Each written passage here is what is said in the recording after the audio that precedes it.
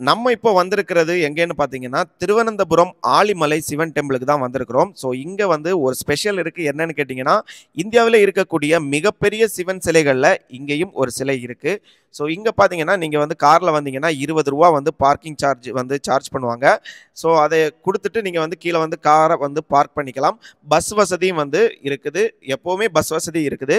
அதுக்கப்புறம் நீங்க வந்து கார பார்க் பண்ணிட்டு நீங்க கோவிலுக்குள்ள வந்தீங்கன்னா, சைட்ல வந்து பூஜைகள் எல்லாம் நடந்துட்டு இருக்கும். ஸோ கோயிலுக்குள்ள வந்து கேமரா எல்லாம் அலோட் கிடையாது. கோயில்ல போய் நீங்க சாமியெல்லாம் கும்பிட்டுட்டு, நீங்க பக்கத்திலேயே பார்த்தீங்கன்னா, 58 அடி உயர கங்காதேஸ்வரர் இருப்பாரு. ஸோ இது எதுக்காக கங்காதேஸ்வரர்ன்னு சொல்றாங்கன்னு பார்த்தீங்கன்னா, இது கடலோரத்தில இருக்கக்கூடிய சிலை. அதில பார்த்தீங்கன்னா, அவருடைய சடை முடியெல்லாம் அவிழ்ந்து அங்க கங்கா தெரிகிறது மாதிரியான இந்த சிலைய வந்து வடிவமைச்சிருக்கிறாங்க.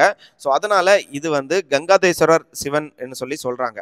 ஸோ இதில பார்த்தீங்கன்னா, இவர் வந்து உட்கார்ந்திருக்கிறது பார்த்தீங்கன்னா, 20 அடி உயர பாறையில 58 அடி உயர சிலைய வந்து அமைச்சிருக்கிறாங்க. இது பார்த்தீங்கன்னா, கான்கிரீட்டால செய்யப்பட்ட சிலை. முக்கியமா இது வந்து செய்தது யாருன்னு பார்த்தீங்கன்னா, ஒரு மாணவன், நுண்கலை பட்டதாரி மாணவன். 2014ல வந்து இது செய்ய ஆரம்பிச்சு, ஸோ 2020ல முடிச்சாரு. செய்ய ஆரம்பிக்கும்போது அவருடைய வயது பார்த்தீங்கன்னா 23. அந்த டைம்ல வந்து எல்லாரும் இவரெல்லாம் செஞ்சு முடிச்சுருவாரான்னு சொல்லி நக்கலா பேசுனாங்க.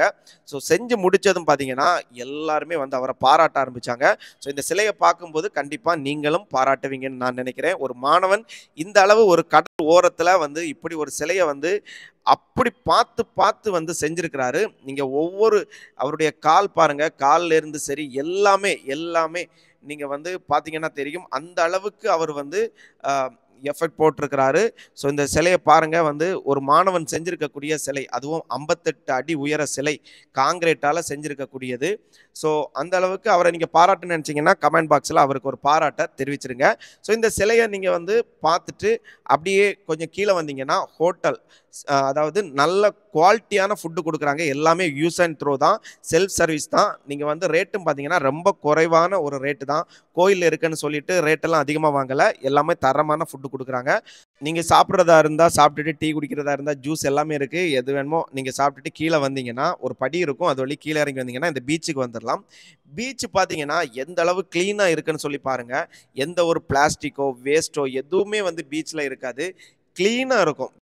கண்டிப்பா நீங்க திருவனந்தபுரம் அப்படி இல்ல கன்னியாகுமரி பக்கம் போனீங்கன்னா, இந்த இடத்த விசிட் பண்ண மறந்துறாதீங்க. 2 இடத்துக்குமே இது வந்து பக்கம் தான். அதனால தான் சொல்றேன். ஸோ இந்த இடம் பார்த்தீங்கன்னா, பீச் எல்லாம் ரொம்ப கிளீனா இருக்கும். நான் தான் திரும்ப திரும்ப அந்த பீச்ச வந்து உங்களுக்கு காமிச்சுட்டு இருக்கிறேன். ஸோ பீச் எல்லாம் பார்த்துட்டு நீங்க வந்து கொஞ்சம் என்ஜாய் பண்ணிட்டு, அப்புறமா நீங்க வந்து திரும்பி போகும்போது, அந்த இடம் பார்த்தீங்கன்னா, நல்லா நீட்டா வச்சிருக்காங்க. பாருங்க, எந்த அளவு நீட்டா வச்சிருக்கீங்கன்னு. இந்த படிவழி நீங்க வந்து மேல ஏறி போகும்போது, அங்க என்னன்னு பார்த்தீங்கன்னா, உங்களுக்கு தேவையான எல்லா ஜூஸ் ஐட்டம்ஸ், அப்புறம் பார்த்தீங்கன்னா ஃப்ரூட்ஸ் இதெல்லாமே வந்து வச்சிருக்கிறாங்க. ஸோ நீங்களும் வந்து உங்களுக்கு தேவையானத நீங்க வந்து வாங்கிக்கலாம். ரேட்டும் பார்த்தீங்கன்னா, பெரிய அளவு இங்கேயும் சார்ஜ் பண்ணல. எல்லாமே வந்து நார்மலான ரேட் தான். நான் பார்த்தீங்கன்னா, ஒரு மின்ட் லைம் வந்து வாங்கி குடிச்சிட்டு, அப்படியே வந்து மேல பார்த்து கிளம்பிட்டேன். ஸோ மேல கிளம்பும்போது என்ன இருக்குன்னு பார்த்தீங்கன்னா, அங்க வந்து ஐ லவ் ஆலிமலை என்கிற வந்து ஒரு இது வச்சிருக்கிறாங்க. ஸோ அதுல நின்னுட்டு நீங்க வந்து ஃபோட்டோ எடுத்துக்கலாம். நானும் ஒரு ஃபோட்டோ எடுத்துட்டு அப்படியே வந்து கிளம்பிட்டேன்.